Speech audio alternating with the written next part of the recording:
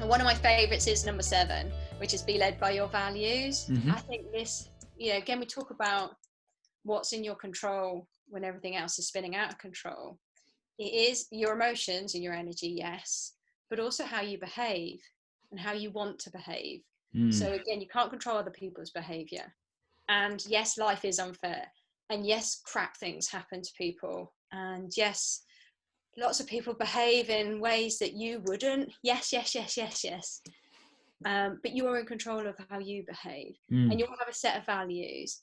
And you will have a set of values that guide your behavior. And if you can get really clear what they are, and they might be things like, ones that come up a lot when I do this with groups of people are being honest, trustworthy, reliable, considerate of others, genuine, and often fun, actually, being lighthearted and having fun.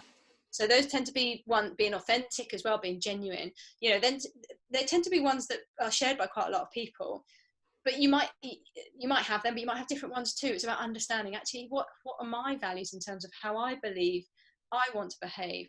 So that if I'm living congruently with my values, one, I feel more in control because I know I can decide to be empathetic here because that's really important to me. I want to understand people, but at the same time, I also don't want to be taken advantage of. So I'll balance my kind of putting my boundaries up, but also being empathetic, so I'm then in control because I'm living by my values. And I think that can just be really empowering, I suppose. I was going to say empowering. Yeah, absolutely. Because it goes back to that point about accept what's not in your control, other people's behavior. What is yours. And again, another client of mine, brilliant, she said, we were both talking about how these sort of times bring out the worst and the best in us. They either bring out the worst and the best. And she said, I decided right at the beginning that this was going to be a time that was going to bring out the best in me. And I'm going to hold myself true to that. And I like that. It's like just taking control because you're deciding this is going to bring out the best in me. And I'm going to live by my values. And I'm going to be. And it's hard though. It's hard when you're going through all these emotional stuff too, but it gives you an anchor point. It's like all of that's out of my control. What's in my control is how I'm going to behave. And I think there's a bigger question there about entirely about what's important to me, not just in terms of values, but then how they represent themselves in terms of how I live, how I want to do work, how I want to do life.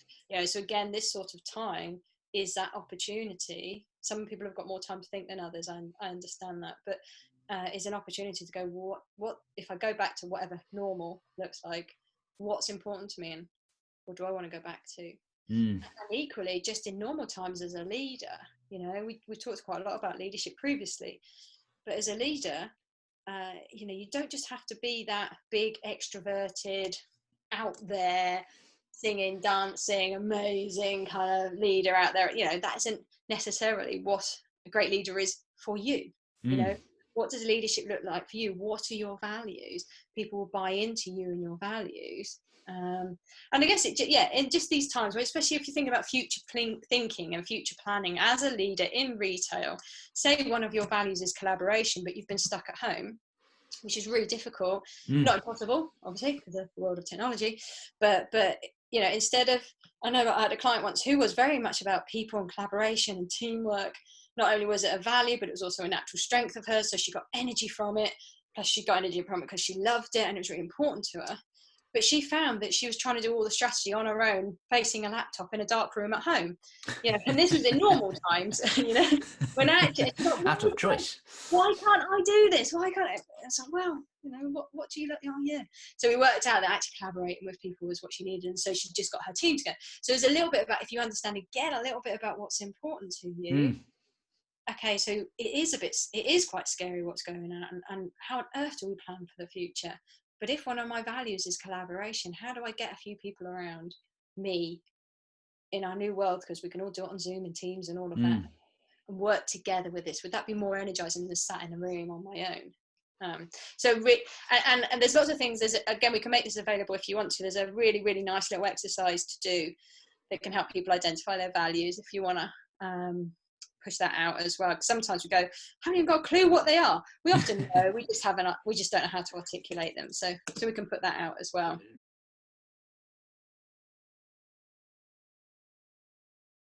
And the mantra then with this is, how I behave is in my control. Mm-hmm. And the question, this is quite a powerful question, actually, I think. What values would I be proud to live by during this time? I always think if I can look back and say to whoever I'm speaking to in a couple of years' time, do you know what, I was really proud how I behaved during COVID-19. You know, I think that's winning, you know. So it's like, what values would I be proud to live by during this time?